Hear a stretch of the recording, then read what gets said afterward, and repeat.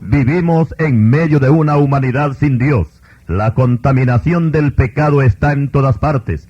La violencia es imparable. La inmoralidad está superando al ambiente que se vivía en Sodoma y Gomorra. El mensaje del Evangelio es menospreciado y, en cambio, los hombres se han postrado reverentemente ante las prácticas malévolas del ocultismo. A continuación presentamos el tema Las ciencias ocultas.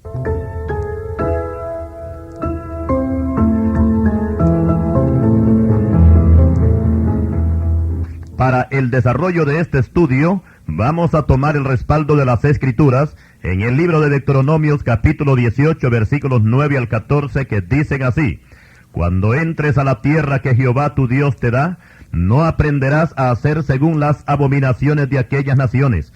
No sea hallado en ti quien haga pasar a su hijo o a su hija por el fuego, ni quien practique adivinación, ni agorero, ni sortílego, ni hechicero, ni encantador, ni adivino, ni mago, ni quien consulte a los muertos, porque es abominación para con Jehová cualquiera que hace estas cosas.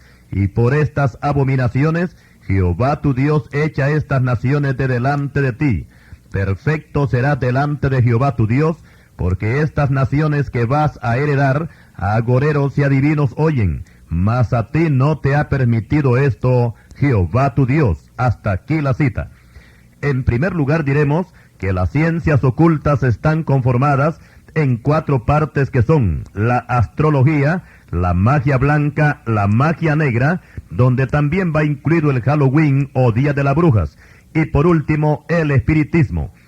Explicamos que el ocultismo, más que una ciencia, se puede considerar como un arte que se ha practicado casi desde el comienzo de la vida humana, y sus primeros pasos los encontramos en el capítulo 11 del libro de Génesis, cuando los hombres de aquella época se propusieron construir una torre, cuyo fin, según ellos, era que llegara hasta el cielo.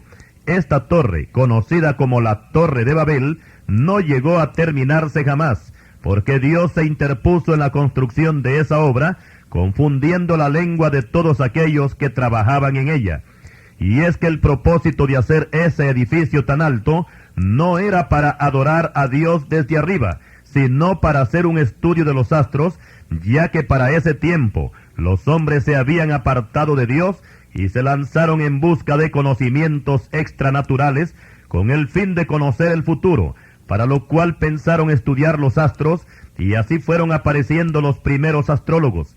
Todo esto sucedía después del diluvio, pero no descartamos que los contemporáneos de Noé no practicaran también tales artes, ya que en Génesis capítulo 6, versículo 11 se nos dice de una gran descomposición social y moral que imperaba en aquella gente, pues sus pensamientos era de continuo solamente hacer maldad, y se corrompió la tierra, y estaba la tierra llena de violencia.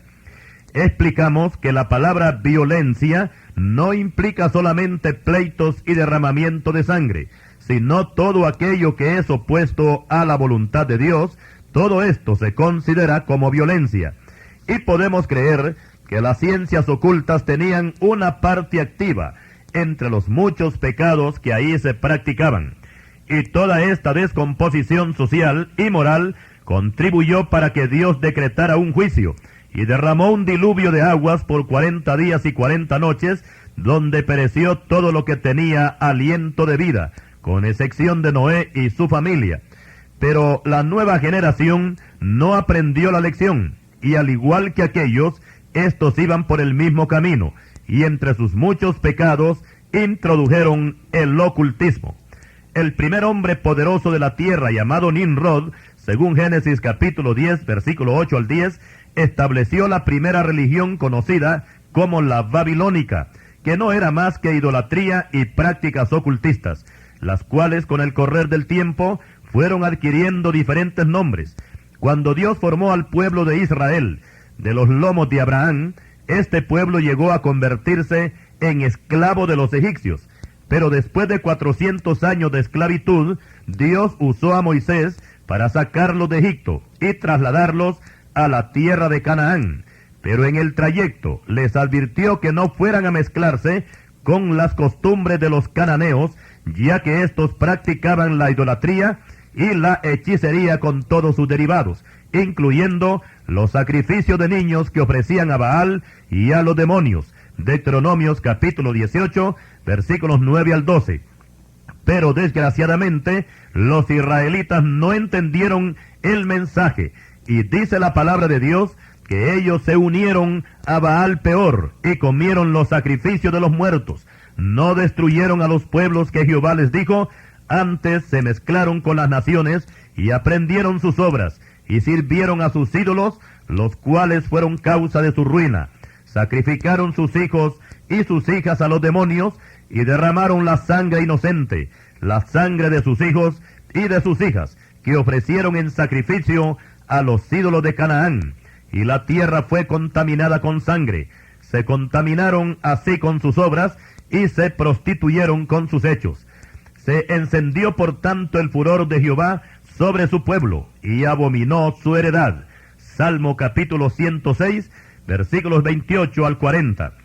A través de la historia, y por testimonios que no dejan lugar a duda, se ha podido comprobar que la práctica de las artes ocultistas no solamente han traído atrasos a los pueblos, sino que también los juicios de Dios no se han dejado esperar.